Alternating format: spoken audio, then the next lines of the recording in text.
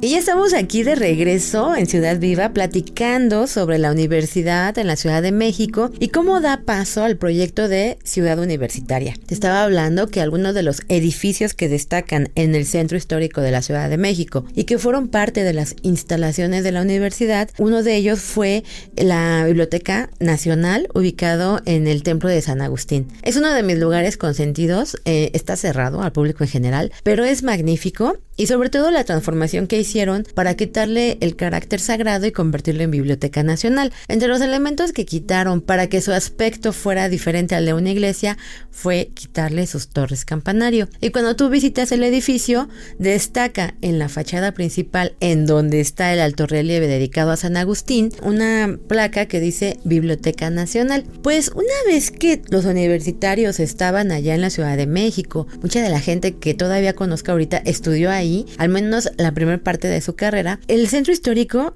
hay que imaginarlo como un semillero de estudiantes, todo lleno de estudiantes que iban todos los días a este espacio para prepararse. Hacia 1936 aproximadamente ya son insuficientes los espacios para que los estudiantes desarrollen sus actividades, así que se piensa en crear una ciudad universitaria. Para esto se compran terrenos allá en la zona de Polanco. Imagínate la ciudad universitaria en Polanco. Bueno, sí, así es. Allá por donde está la hacienda de los Morales, se pensaba construir la ciudad universitaria. En 1936 ya tienen los terrenos, sin embargo, no se concreta el proyecto y lo que se hace es venderlos para poder pagar deudas y muchas necesidades que tenía la Universidad de México. Después, en 1940, ya por fin, ahora sí, se donan otra vez unos nuevos terrenos en el sur de la ciudad, en lo que Diego Rivera le llamaría el Malpaís. Estamos hablando de la zona del sur, donde hizo erupción el volcán Xitle, y este volcán, al hacer erupción, pues dejó realmente una zona en la que no se puede sembrar, no se puede trabajar, que tiene pues una gran cantidad de piedra volcánica. Por eso le llamaban el Malpaís. Y durante 1950, 1940, muchos artistas iban a ese espacio a pintar. Realmente a pintar diferentes escenarios distintos, paisajes. A Diego Rivera le encantaba ir por allá y le llamaban Malpaís porque también allá se refugiaban los bandidos que hacían alguna de sus fechorías en el centro de la Ciudad de México y nadie quería ir para ese lugar. Les entregan estos terrenos del sur, allá en donde actualmente está la ciudad universitaria, y va a ser hasta 1950 con el presidente Miguel Alemán, con quien se van a iniciar realmente el proyecto de una ciudad universitaria. Miguel Alemán Valdés, político mexicano, presidente de la República entre 1946 y 1952. Ejerció como abogado en la ciudad de Tampico durante algún tiempo. En 1939 se hizo cargo de la campaña electoral que llevaría al general Manuel Ávila Camacho a la presidencia de la República. Fue nombrado entonces como secretario de Gobernación y cesó en el cargo para presentarse como candidato en las elecciones presidenciales en 1945, siendo elegido presidente de la República por el Partido Revolucionario Institucional. Durante su mandato se erigió la Ciudad Universitaria de México, la mayor del mundo en su época, y se devaluó el peso para contener la inflación. Tras entregar el poder en 1952, se retiró de la vida pública durante casi 10 años. En 1961 fue nombrado presidente del Consejo Nacional de Turismo, cargo que ostentó hasta su muerte. Era un proyecto muy anhelado por los estudiantes, un proyecto que pues realmente reunía todas las aspiraciones de esta universidad, pero no había mucho dinero no existía. Sin embargo, había bastante voluntad, tanto de los estudiantes como de los egresados, como de diferentes instituciones que deseaban apoyar el proyecto. Miguel Alemán no se presenta a colocar la primera piedra, manda a uno de sus representantes, y una vez que se inicia esta construcción, construcción, pues se dice que algo sucede distinto en la construcción de la ciudad universitaria. Contrario a lo que pasa en otros países, en los que ese tipo de centros se le da a diferentes empresas particulares, aquí el proyecto se le dio a los estudiantes. Aquí se hace un concurso en el que participan diferentes estudiantes y ellos son quienes hacen el desarrollo original. Quien está a cargo de dirigir todo este conjunto de actividades es Mario Pani y Enrique del Moral, pero utilizan un proyecto que hace Teodoro González de León.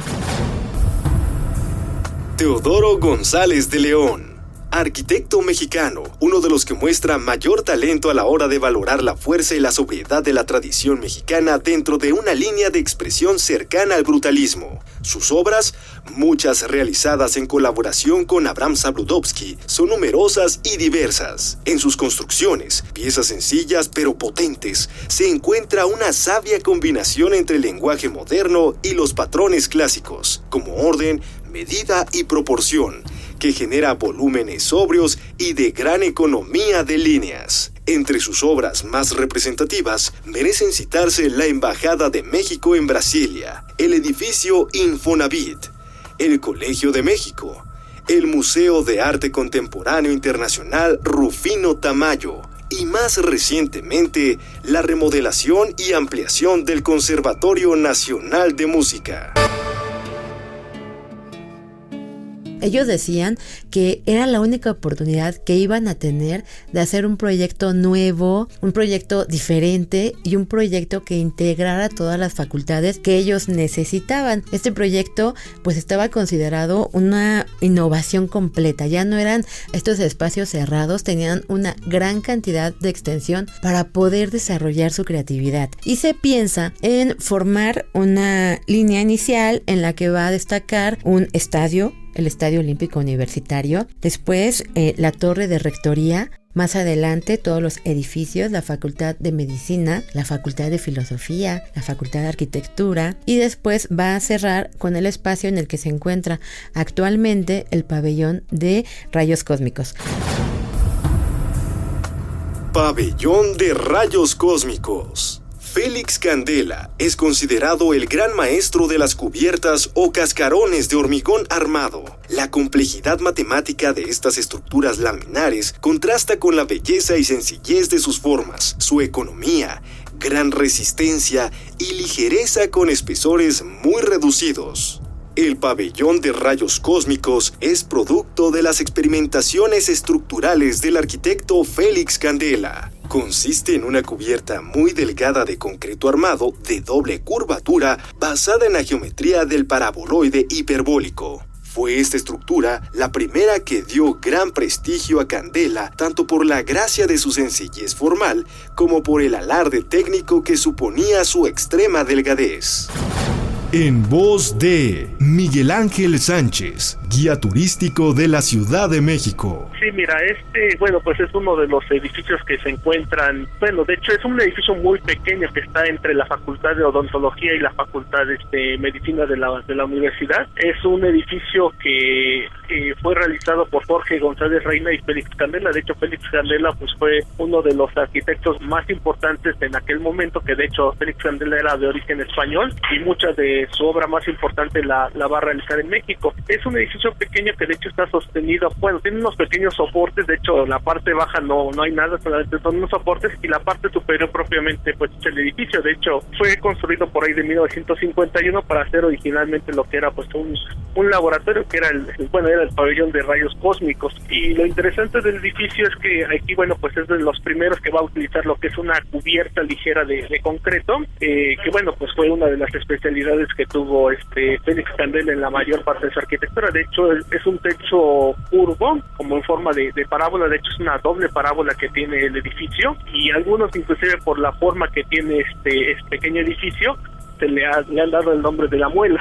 y además de que, bueno, pues también está muy cercano a la Facultad de Odontología. Ya no funciona como laboratorio, de hecho tengo entendido que actualmente este edificio del pabellón de rayos cósmicos es utilizado ya para, oficinas de actividades deportivas ahí de la universidad. Pero bueno, pues pese a que es un edificio chiquito, bueno, pues es muy importante, y aparte de que también le dio mucho prestigio a Félix Candela en el aspecto del tipo de forma y de cubierta que tiene, ¿no? Uno de los edificios que de hecho más le gustaron a la comisión de la UNESCO, que bueno, pues declaró a la ciudad universitaria como patrimonio de la humanidad. De hecho, el Estadio Olímpico, el pabellón de rayos cósmicos, además del área de los frontones, fueron de los edificios que más gustaron al comité que se encargó de hacer la evaluación de la ciudad universitaria para posteriormente ya hacer la declaratoria del patrimonio de la humanidad. Bueno, este proyecto original es el que en el año de 2007 se declara Patrimonio de la Humanidad. Imagínense, la Ciudad de México tiene varios edificios y tiene, dicen, la cantidad más grande de declaraciones como Patrimonio de la Humanidad. Este espacio, que en su momento fue mágico, se convirtió en Patrimonio de la Humanidad en el año 2007. Es increíble. Por eso se conserva la parte central de la ciudad universitaria. Cuando tú visitas Ciudad Universitaria, es fácil llegar.